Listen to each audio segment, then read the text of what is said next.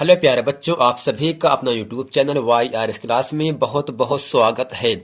तो प्यारे बच्चों, आज की इस वीडियो में हम पढ़ेंगे रसायन विज्ञान कक्षा 10 यानी कक्षा 10 में जो आपका रसायन विज्ञान में जो आपका अध्याय 4 है, जो पाठ 4 है, कार्बन एवं उसके यौगिक। इस वीडियो में मैं आज आपको लघु उत्तरीय प्रश्न के बारे में आपके सामने कुछ सवाल हैं और मैं उन सारे सवालों को अच्छे तरीके से उसका जवाब बताने वाला हूं।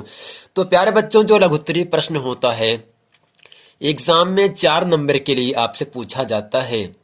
ठीक, तो जितने भी प्रश्न हैं इस वीडियो में वो सभी प्रश्न क्या हैं, महत्वपूर्ण प्रश्न हैं। आप उन सभी प्रश्नों को अच्छे तरीके से देखिएगा।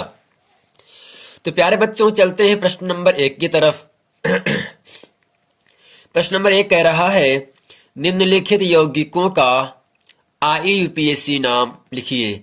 IUPAC का मतलब जो ये होता है international union of pure applied chemistry, यानी यहां से कुछ आपका सूत्र लिखा गया है, उस सूत्र का, उस कार्बनिक यौगिक का आपको IUPAC नाम लिखना है। तो नंबर 1 आपका है एसिटिक अम्ल, जिसका सूत्र है CH3COOH। एसिटिक अम्ल का उपयोग सिरका बनाने में भी किया जाता है और शराब के निर्माण में भी इसका उपयोग किया जाता है। यानी यहां पर जो एसिटिक अम्ल है इसका IUPAC नाम होता है एथेनोइक अम्ल। यानी जो एसिटिक अम्ल है CH3COOH इसका IUPAC नाम होता है एथेनोइक अम्ल। दूसरा आपका है फॉर्मल्डिहाइड। क्या है दूसरा? फॉर्मल्डिहाइड, जिसका सूत्र होता है HCHO। HCHO यानी फॉर्मल्डिहाइड का IUPAC नाम होता है मेथेनल। तो जो आपका फॉर्मल्डिहाइड है उसका IUPAC नाम होता है मेथेनल। तीसरा आपका है HCOOH। ये कार्बनिक यौगिक है, इस कार्बनिक यौगिक का IUPAC नाम होता है मेथनोइक अम्ल। क्या होता है? मेथनोइक अम्ल है। जबकि चौथा पार्ट आपके सामने है CH3OH। ये भी क्या, एक आपका कार्बनिक यौगिक है। इसमें आपका हाइड्रोक्साइड आपका समूह है, यानी CH3OH में आपका जो IUPAC नाम है वो आपका मेथेनॉल है। यानी CH3OH को हम क्या कहते हैं? IUPAC नाम मेथनॉल कहते हैं। तो यहां से आपका 5वां खंड कह रहा है CH3 bond CH double bond CH2। CH3 bond CH double bond CH2 एक क्या है? कार्बनिक यौगिक है। इस कार्बनिक यौगिक का IUPAC नाम बताना है। CH3 bond CH double bond CH2 का IUPAC नाम होता है प्रोपीन, क्योंकि इसमें 3 कार्बन है, 1 कार्बन 2 कार्बन 3 कार्बन और 3 हाइड्रोजन यहाँ, 1 यहाँ 2 यहाँ 3, 1 4 4 2 6। अर्थात ये जो होता है आपका एल्कीन में जाएगा। जब 3 कार्बन होंगे तो आपका वहां पर एल्कीन में हम ये शब्द जोड़ देते हैं। 3 कार्बन के क्या होता है? प्रोप लगाते हैं, बट इसमें इन जोड़ देते हैं तो क्या होगा? आपका प्रोपीन हो जाता है। तो प्यारे बच्चों, उम्मीद करते हैं प्रश्न नंबर 1 समझ गए होंगे। एसिटिक अम्ल का IUPAC नाम होता है एथेनोइक अम्ल। फॉर्मल्डिहाइड का IUPAC नाम होता है मेथेनल। HCOOH का IUPAC नाम होता है मेथेनोइक अम्ल।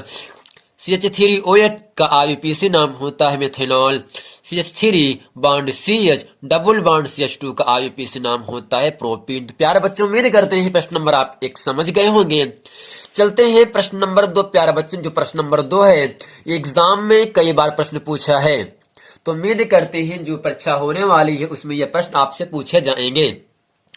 प्रश्न नंबर 2 कह रहा है, प्रतिस्थापन अभिक्रिया पर संक्षिप्त टिप्पणी लिखिए।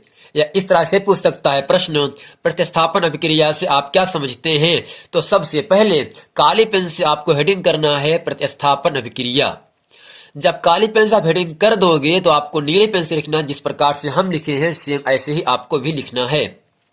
इसमें लिखना है, वे अभिक्रियाएं जिनमें किसी कार्बनिक अणु के किसी एक या एक से अधिक परमाणु या परमाणु समूह का किसी अन्य परमाणु या परमाणु समूह के द्वारा प्रतिस्थापन हो जाता है, प्रतिस्थापन अभिक्रिया कहलाती है। यानी वे अभिक्रियाएं जिनमें किसी कार्बनिक अणु के, कोई भी कार्बनिक अणु है, किसी भी कार्बनिक अणु के किसी एक या एक से अधिक परमाणु, कार्बनिक अणु के एक या एक से अधिक परमाणु ठीक, या परमाणुओं का समूह किसी दूसरे परमाणु या परमाणु समूह के साथ प्रतिस्थापन हो जाता है, अपना स्थान चेंज कर देता है, तो इस अभिक्रिया को हम कहते हैं प्रतिस्थापन अभिक्रिया। जैसे CH4 है प्लस Cl2 है, यानी CH4 को हम कहते हैं मेथेन। जब मेथेन की क्रिया हम क्लोरीन से कराते हैं धूप की उपस्थिति में, तब आपका बनता है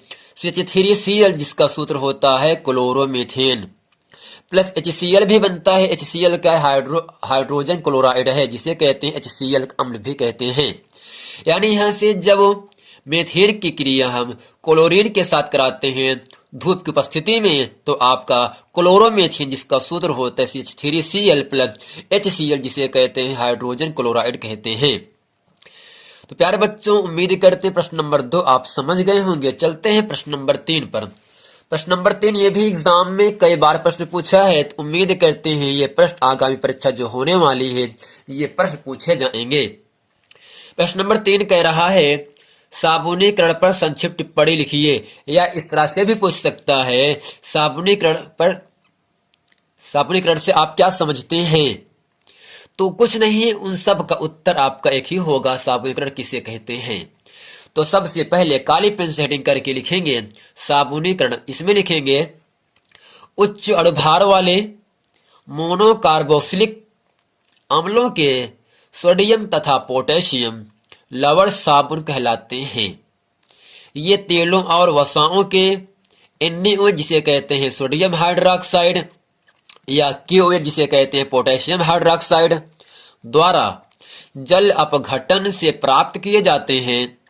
इस क्रिया को साबुनीकरण कहते हैं। तो प्यारे बच्चों, जो प्रश्न नंबर 3 है, एग्जाम में लगभग हर साल प्रश्न पूछा जाता है।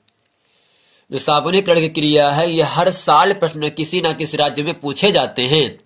तो इसलिए जो एग्जाम होने वाला है यूपी बोर्ड, उसमें से ये प्रश्न बहुत ही महत्वपूर्ण बनता है। तो इस प्रश्न नंबर 3 को आप अच्छे तरीके से समझ लीजिएगा, याद कर लीजिएगा और अपनी कॉपी में भी इसे नोट कर लीजिएगा। तो साबुनीकरण किसे कहते हैं? उच्च अणुभार वाले मोनोकार्बोक्सिलिक जो साबुनीकरण होता है, ये किससे होता है? उच्च अणुभार वाले मोनोकार्बोक्सिलिक अम्लों के सोडियम तथा पोटेशियम, सोडियम का संकेत Na होता है, पोटेशियम का संकेत K होता है। सोडियम तथा पोटेशियम लवण क्या कहलाते हैं? साबुन कहलाते हैं। ये तेलों और वसाओं के NaOH अर्थात सोडियम हाइड्रोक्साइड या KOH, जिसे कहते हैं पोटेशियम हाइड्रोक्साइड, द्वारा जल अपघटन से प्राप्त किए जाते हैं। इस क्रिया को साबुनीकरण कहते हैं। तो इसके बाद हेडिंग करके लिखेंगे साबुनीकरण बनाने के रासायनिक अभिक्रिया, यानी जो साबुनीकरण है इसको हम किस तरह से प्राप्त करते हैं। तो यहां आपके सामने लिखा है CH2OCO C17H35 और CHOC17H35 और CH2OCO17OC17H35। यानी जब हम इसे पूरा कहते हैं ट्राई स्टीयरिन, यानी CH2OCOC17H35, CHOCOC17H35, CH2OCO17OC17H35 को हम क्या कहते हैं? ट्राई स्टीयरिन कहते हैं। इसे वसा के नाम से भी इसे हम जानते हैं।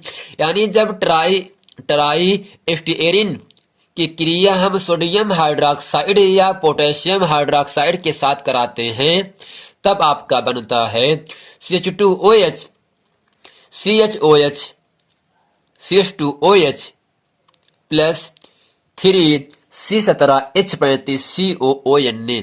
यानी जो CH2OH और CH2OH है, ये तीन सामने बना है, इसे हम कहते हैं ग्लिसरॉल। क्या कहते हैं? ग्लिसरॉल कहते हैं। और जब ग्लिसरॉल बन जाता है तो उसके बाद C17H35 COONA, जिसे कहते हैं सोडियम स्टीयरेट कहते हैं, ये एक साबुन का नाम है। यानी क्या है? जो C17H35 COONA है, आपका सोडियम स्टीयरेट है, ये एक साबुन है। यानी जब ट्राई स्टीयरिन अर्थात वसा की क्रिया हम सोडियम हाइड्रोक्साइड या पोटेशियम हाइड्रोक्साइड के साथ कराते हैं तो आपका ग्लिसरॉल बनता है, जिसका सूत्र आपके सामने है। और जब ग्लिसरॉल बन जाता है उसके साथ साथ ही आपका सोडियम स्टीअरेट बनता है, जिसे हम साबुन कहते हैं। और साबुन का सूत्र होता है C17H35COON, जिसे कहते हैं सोडियम स्टीअरेट। एक साबुन का नाम है। तो प्यारे बच्चों, प्रश्न नंबर आप 3 अच्छे तरीके समझ गए होंगे। प्रश्न नंबर यदि आप 3 को समझ में आया है तो हमारे वीडियो को लाइक करें और हमारे चैनल YRS क्लास को सब्सक्राइब करें।